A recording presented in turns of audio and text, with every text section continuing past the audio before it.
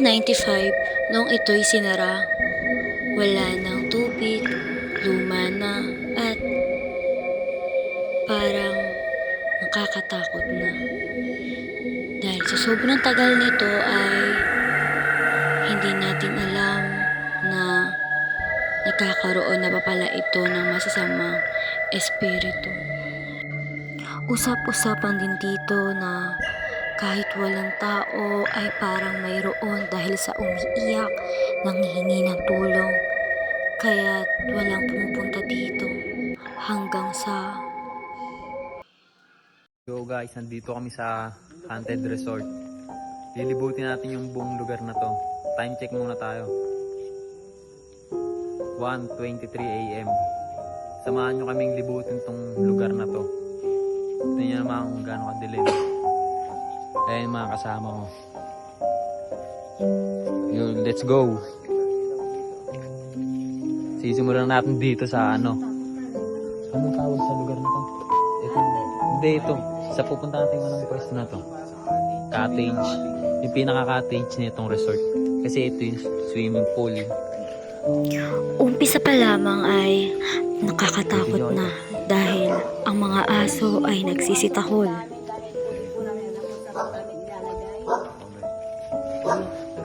Guys, ayun yung pinakabuan ng resort, guys. Nakikita nyo naman kung gaano ka-creepy itong lugar na to. Yun yung tsaka creepy, guys. Yan.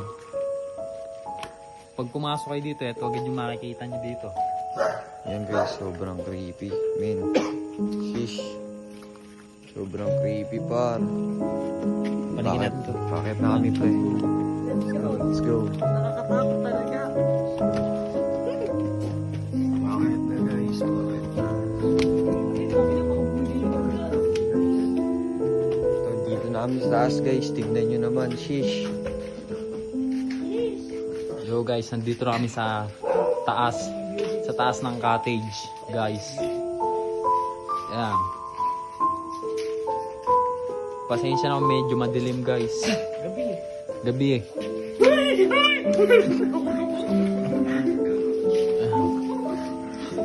Kaano kami, guys. Kita nyo naman kung gaano ka-creepy itong lugar na to. Tignan nyo naman yung likod na itong cottage. Ang likod nito ay isang bukid at ang gilid naman ay isang kalsada. Madami ang mga aksidente dito, ngunit hindi alam ang dahilan. Nakakatakot, sobra. Sobrang nakakatakot. Kahit tabi lang to ng daan, guys, iba pa rin yung ano, kung gaano siya ka-creepy. Iba yung presence ng mga nandito.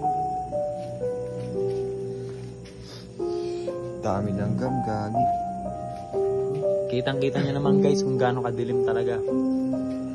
Ilaw nga kayo dun. Naglakas loob lang kami. Ilaw kayo dun, ilaw kayo dun. Tara, tara. Tara, bachi. Ngayon, guys, lilipat naman kami sa ano. Saan ba natin pumunta? Sa slide, Ben. Sa slide. Sa slide sa taas. abandonadong slide ng pool na to, guys.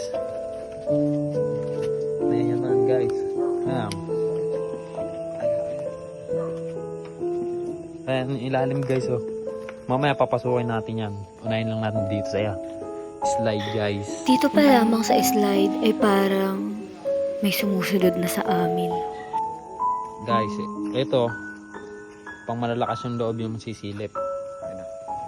Ito, sisilipin doon ako. Ito yung loob, guys. Ayan siya. Ayan yung slide, guys. Tignan nyo naman kung gaano siya creepy, man. Shit.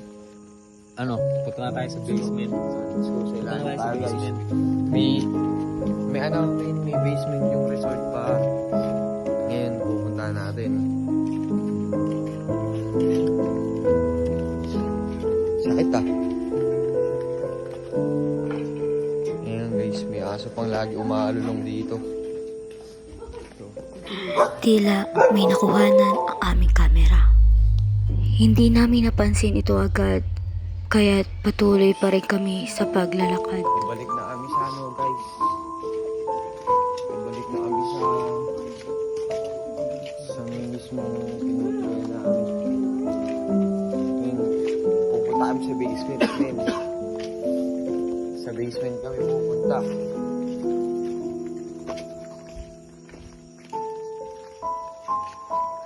Ito yung tent namin guys. Sa mga nagtatanong guys, dito kami matutulog. Ito sa tent na to guys. Ayan, dyan kami natutulog guys. Konting ano lang, tanong namin yung ano, yung paligid na itong resort. Hindi na kami tumuloy sa basement dahil sa takot, kaba, na hindi namin alam kung paano bigla kaming nilalamig na parang mayroon kaming kasama.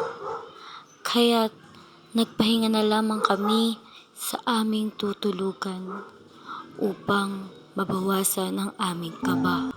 So dito sa video na to guys, sa di inaasahang pangyayari, yung pangalawang camera namin ay bigla na lamang bumagsak nang hindi namin alam kung anong nangyari.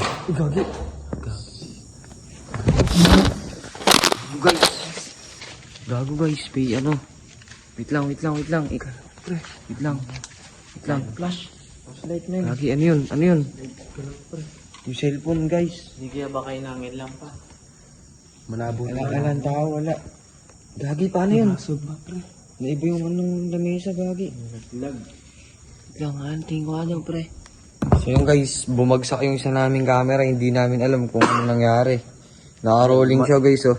Malabo naman yan sa hangin. Hindi namin alam kung napaano guys. Baka malay typhoon Shit. yung hangin. Gagi talaga itong lugar na to. Sobrang creepy, men. Tapusin na natin dito. Ano? Stop na natin to dito. Stop na natin dito. Goodbye na Stop kayo. na. At naisipan nila ihinto na lamang ang kanilang vlog na ginagawa nila ngayon. Nagpaalam sila at ang mga kasama nila ay hindi na nagpaalam dahil nagpapahinga. At ako ang kanilang nakuhanan.